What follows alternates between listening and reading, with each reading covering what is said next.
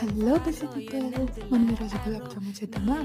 ముందుగా packet cut చేసుకుని అందులో ఉన్న పౌడర్ని వేసుకొని కొద్దిగా సాల్ట్ అండ్ వేడి పాలు కాంచుకొని చల్లారబెట్టి దాన్ని బాగా మిక్స్ చేసుకోవాలి. ఇలా ఒక పిండిలా చేసుకున్న తర్వాత షుగర్ వేసుకోవాలి. షుగర్ ఒక గిన్నెలో వేసుకొని కొద్దిగా వాటర్ పోసుకొని లైక్ మీకు ఎంత జీరా కావాలంటే అంత పోసుకోవచ్చు. పోసుకొని బాగా కలిపి అది కరగనివ్వాలి.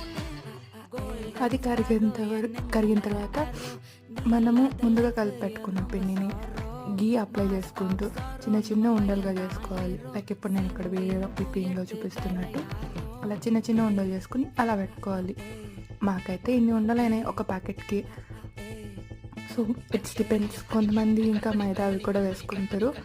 సో మనకు తెలియదు అన్నమాట. అండ్ ఆయిల్ పెట్టుకొని వాటిని డీప్ ఫ్రై చేసుకొని అండ్ ముందుగా కాచి పెట్టుకున్న సిరప్లో వేసుకొని యమ్ యమ్ అని తినడమే హ్యాపీ.